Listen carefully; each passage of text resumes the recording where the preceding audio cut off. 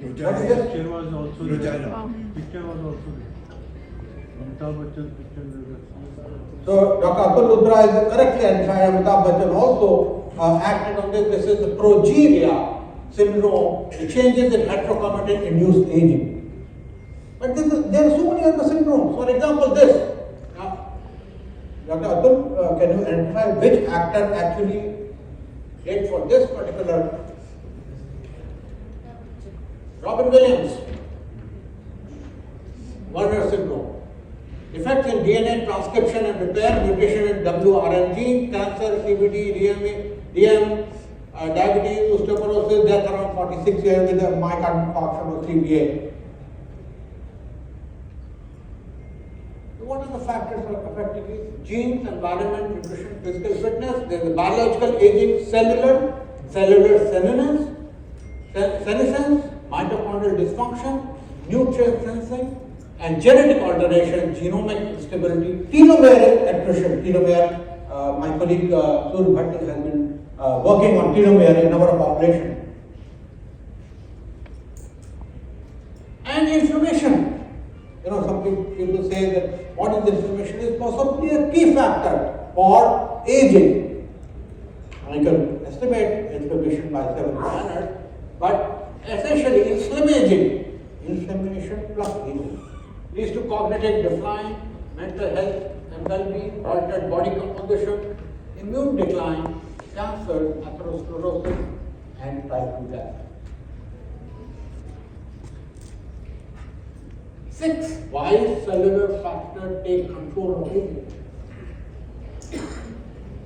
This is a complicated, I don't want to go into details. This is what determines health span. But factors are these: IGF-1, AKT, FOXO, AMPK, mTOR. mTOR is particularly important, and PGC1LC.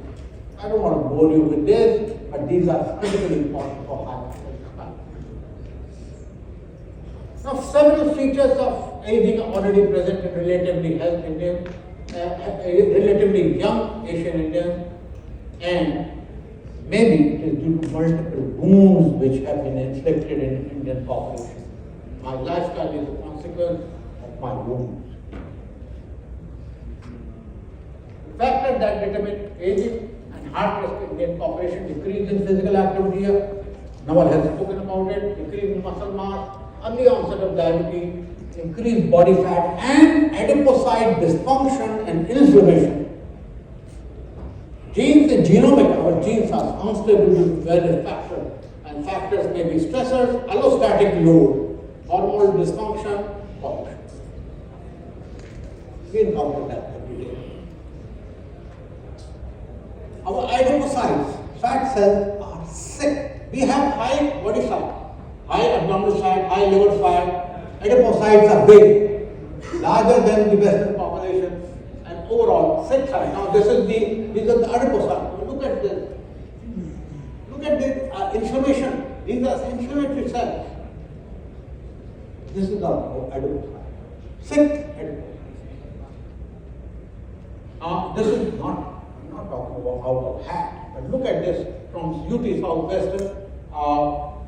My colleague, he investigated and published in 2013 comparison of Indian population with white, and look at the inflammatory genes are all high in Indian population. All high. We have more information.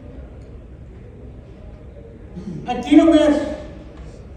Now this is cell, this is nucleus, this is the chromosome, and these are telomeres at the end of chromosome. And once they shrivel, they decrease, longevity decreases. So these are the lines of the hand. These are telomeres. This is what we have been working on. So shrinking of telomere means your longevity is limited. If you look at telomere, you can tell, well, I'm sorry, you have to do something more. And this is study in pre-diabetic Indian women. We have shown that those who are fat or have subcutaneous fat have shorter telomere. Women, be aware of this and do more by decreasing body fat, increasing physical activity. But solutions are few known, largely unknown. And this is author of Live to 100, Secret People Zone says, the biggest impact on longevity is your lifestyle choice. There are 12,000 clinical trials on age or age-related diseases. Risk factors which increase or decrease aging. So all these increase aging, decrease aging, increase aging, decrease aging, and Okinawa and Mediterranean diet decrease aging. But I would like to draw your attention to this particular point. The fact that we eat palm oil, meat, cheese, butter, and ghee actually increase aging. So be careful about that. Now, Okinawa and Mediterranean diet, this is the Mediterranean region, this is the Mediterranean diet, and favorable effect of these dietary models have been far related to low content of saturated fats, full fat dairy products, animal protein, refined grains, sugars, and which may affect multiple pathways, like mTOR pathway, which I was talking about, third FOXO PGC1 network, which intermittent glycogen. Now, fasting. Rodents, they eat 2 hours, remain fasting for 22 hours. And penguins, they remain fasted for several months. And it has been shown that if the mice are fasted, having fasting for some time, their lifespan is longer. These are the mice who are fasting. These are the mice who are eating a lot. The fasting may do something.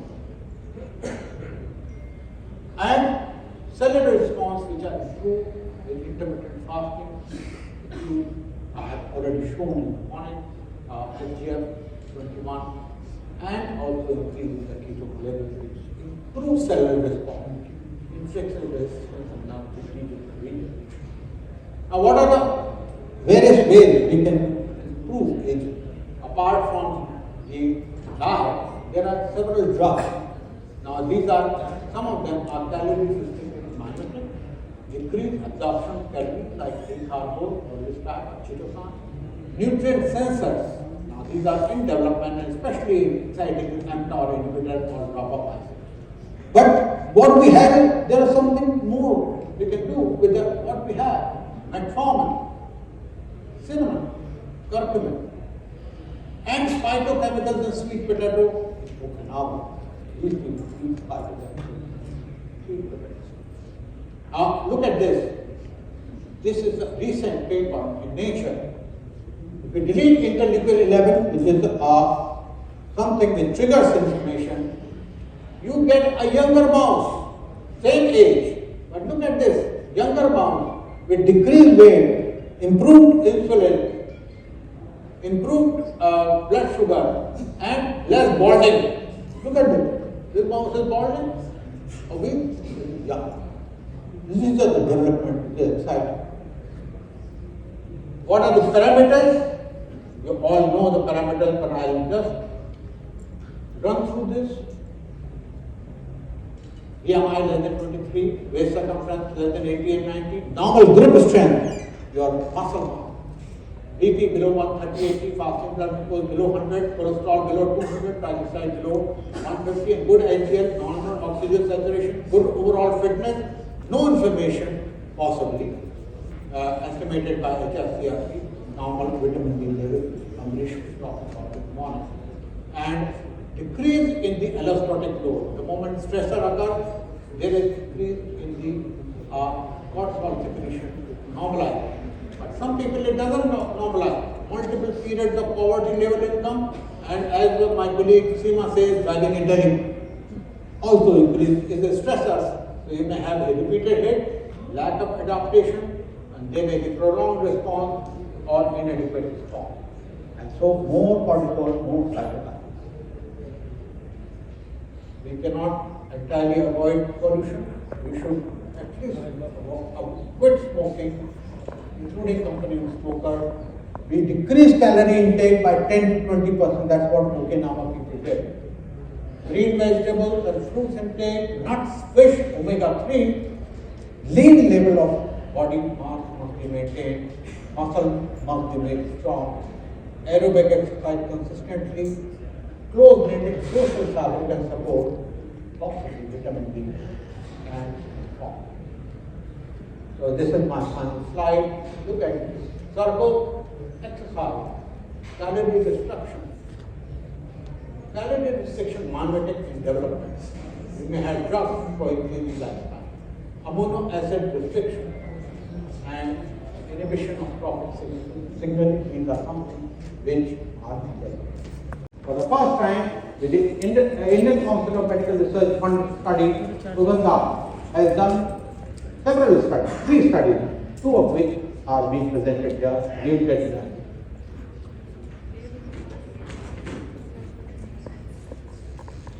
Continuous glucose monitoring and data collected over 2 months. I'll quickly brief about the studies conducted on mango. The study conducted in California with 25 postmenopausal women resulted in beneficial effects on systolic blood pressure, pulse and gut fermentation consuming 300 grams of frozen mango for 2 weeks. Another study in Texas found reduction in systolic blood pressure in lean adults and improved HbA1c in obese adults after consuming 400 grams of mango pulp daily for 6 weeks. Evans conducted a study among 20 obese adults which reduced blood glucose and improved insulin levels after 12 weeks consumption of mango. In an Indian study, when equicaloric amount of bread and mango were ingested to 14 diabetic and obese adults, it was observed that mango exerted less glycemic response than white bread as per peak blood glucose and serum and area under curve. So there is lack of effective data on Indian subjects. The studies in humans are few. Studies conducted are for short duration with limited number of subjects, and long-term studies are lacking. Glucose monitoring. The objective of this phase was to evaluate intermediate effect of mango ingestion on glycemia over 3 days as per continuous glucose monitoring in patients with and without diabetes. Talking about the food sample, there were 2 intervention arms of the study, the treatment arm and the control arm. The treatment arm received mango at the amount of 250 grams of mango pulp with 200 ml of toned milk as their standard reference food in breakfast. The study was performed on 2 varieties of mango, Safeda and the Sherry. So there were 2 treatment arms, the Safeda group and the Sherry group, and 1 control arm. They received 3 slices of bread with 200 ml milk as their standardized breakfast meal. And as we can see, both all the food groups were equicaloric. This figure here shows the crossover among diabetic subjects. So there were 20 diabetic subjects. 10 were first given bread for 3 days and they were monitored on continuous glucose monitoring. And after a crossover period of 7 days, they were randomized into either of the mango group. The remaining 10 first received mango and after the washover period, they were given bread for 3 days and monitored over CGMS in similar manner. This figure shows the same crossover design among non-diabetic subjects.